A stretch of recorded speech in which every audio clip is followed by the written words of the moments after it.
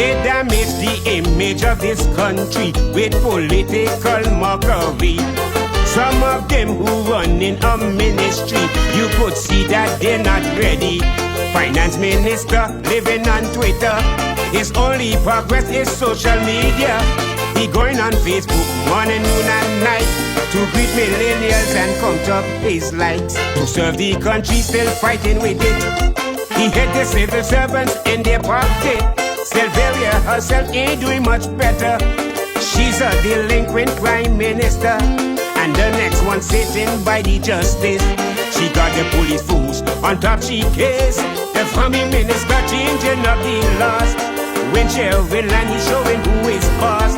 With his shirt open and gold chain blinging, I am convinced Duran is a pimp. All of them just breaking the laws. It's time we start call a spade a spade. In every project got their blasted claws. It's time we start call a spade. What you say? I do. Good gosh. I saw. Hey.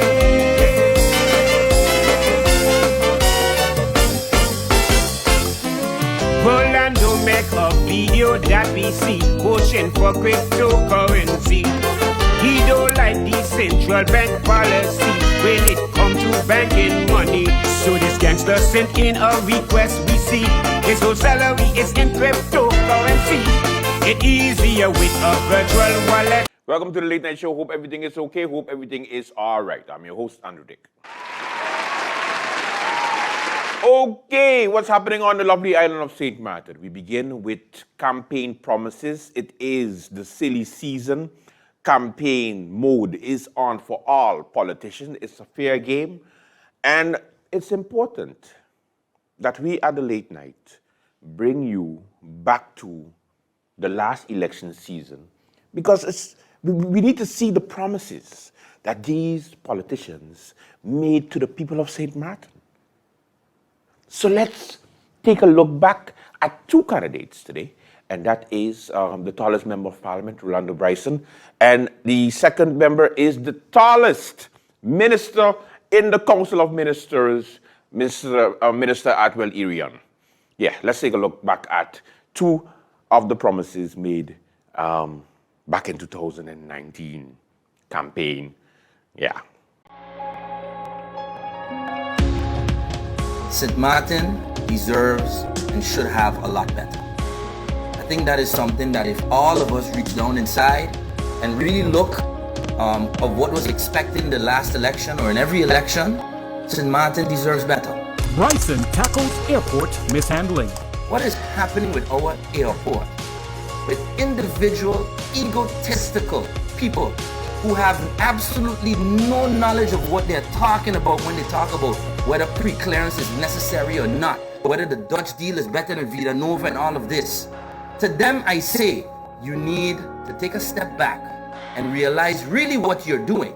Because while we're holding back the progress of the airport, St. Kitts, Anguilla, Barbados, St. Lucia, St. Thomas, even St. Bart's right next door is laughing. Parliament makes history with approval of Parliament inquiry into Mullet Bay. So like Peter's showing us today, where we are right now, all of this, the entire coastline around us here, we take it for granted sometimes as people of St. Martin, but this rightfully belongs to us. And thanks to the parliamentary inquiry, that question is finally going to be put to rest, and all of this can officially be in the hands of the people in St. Martin. It means that the valuation based on the central bank says that what rightfully belongs to St. Martin is valued over $260 million. Yet we have all, as a country, just stood here and allowed that to happen. No more. We have exhausted so many of these methods, and for 24 years, it has yielded no results to the benefit of Mullet Bay.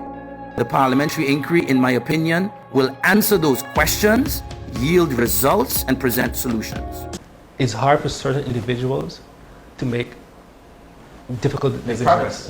Make difficult decisions. Yeah. Okay. And there are certain politicians, because they know there's a chance that elections might be in 18 months again, right, have to work in the now. Yes. Right? It's hard to make long-term decisions because I don't know if I'm going to be here.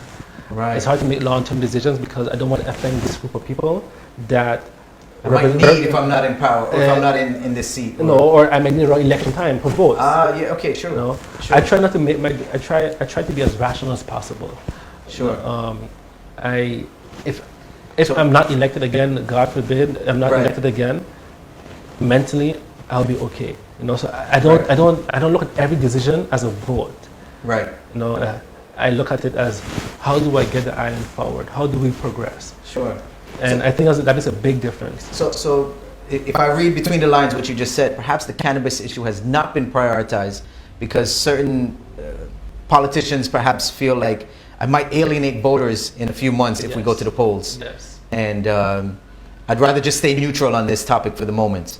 How many discussions did we have in Parliament about it? Right, exactly. I think before I came to Parliament, I was part of a committee that came. And since then, I don't think there's been another discussion in Parliament from an outside entity. And every day that you open the paper, you see it in the papers, right? Of course. Single day. I mean, of course.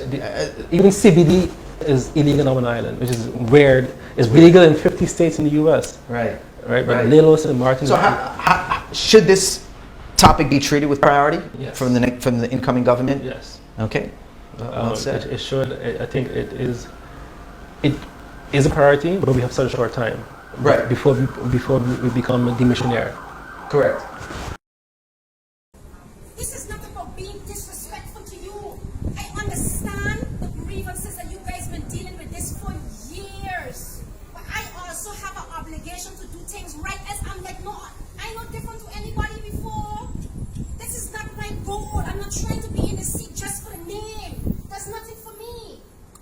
Anybody knows me from before this. I don't have to be in this position to be able to eat, and I'm not bragging. Don't misunderstand what I'm saying. Don't misunderstand what I'm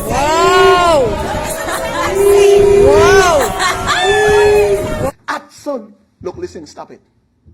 No, don't do it. I took this position because I born here at St. Rose Hospital, just like many of you born here at St. Rose Hospital and who born St. Martin. It makes a difference to me to make a positive difference. I was working a 9 to 5 just like you, and I was content. I work a 9 to 5. Understand what I'm saying?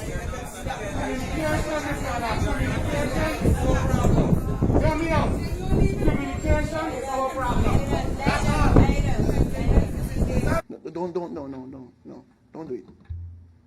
It's unbecoming. Of course, the police union situation does not continue because, of course, the union decided to take the high road and not answer the Honorable Minister of Emotions, Minister Anna Richardson. Of course, because, she did make some allegations yesterday, and she was a little bit feisty when it comes to answering concerning just the payment of the workers.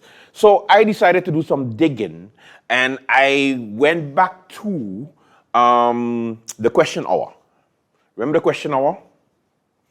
We're going to go back to that, where Epi Heiliger Martin called Minister Anna Richardson to come to Parliament to answer some questions concerning this whole police business. And this was in November. It was good. It was memory lane. Let's go back to it.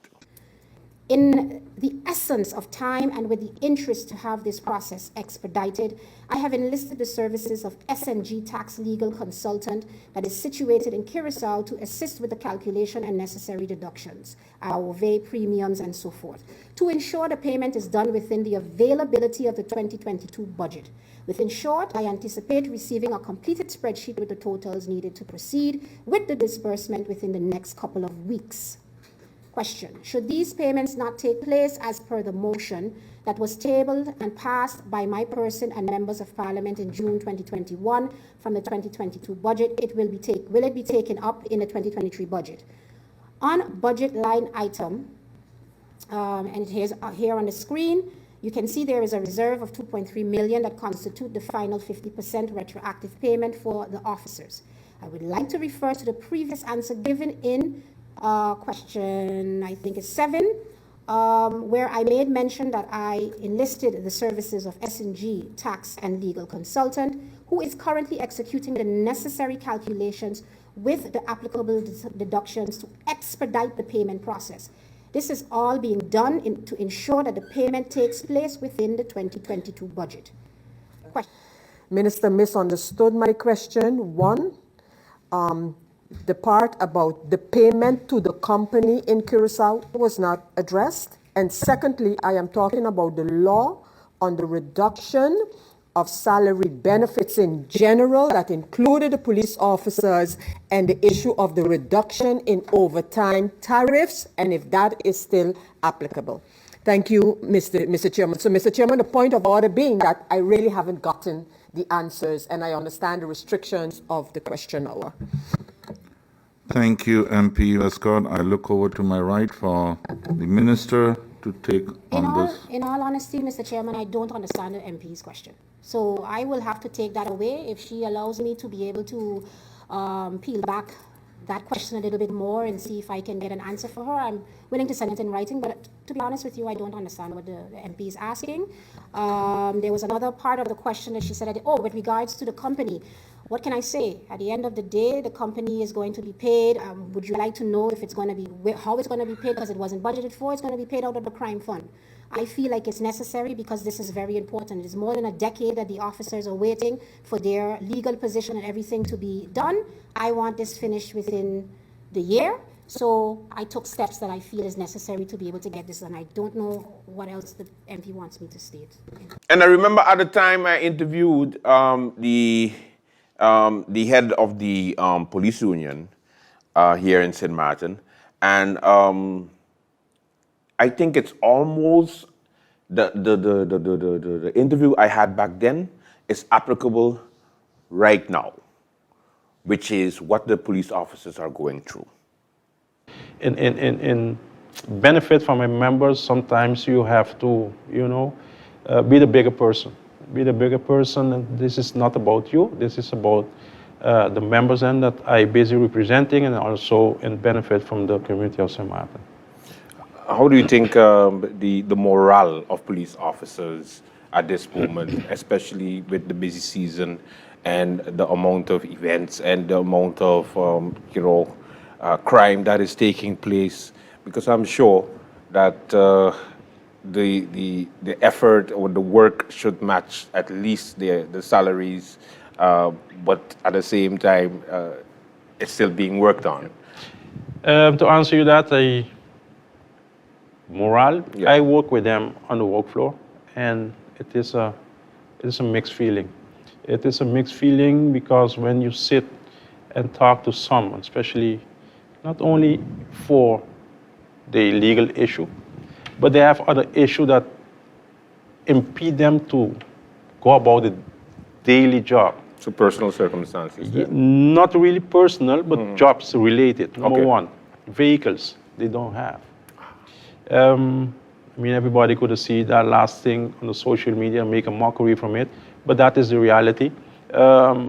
Uniform, they don't have. Sometimes you have police officers that work overtime and they have to go back, especially if they work from 7 to 3, 3 to 11, go back early.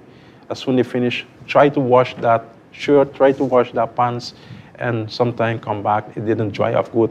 It gave you a non-feeling smell in that pants of shirt.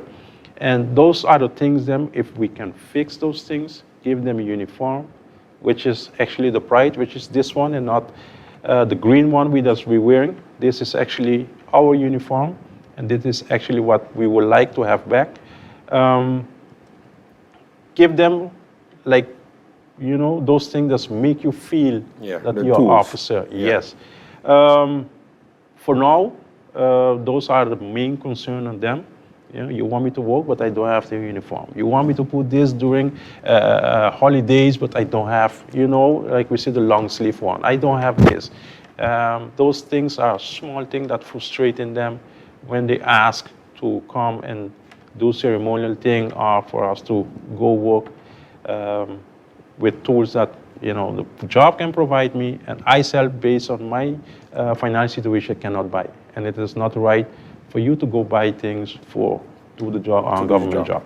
Yeah. So the morale is for me, it's mixed. You can see it mixed. Interesting, right? Yeah, I know. Welcome to the Late Night Show. We have a good one for you. Let's begin. And make sure you tune in. Late Night is going to be bringing you these reminders from these different politicians. There is a lot, and this is just the beginning.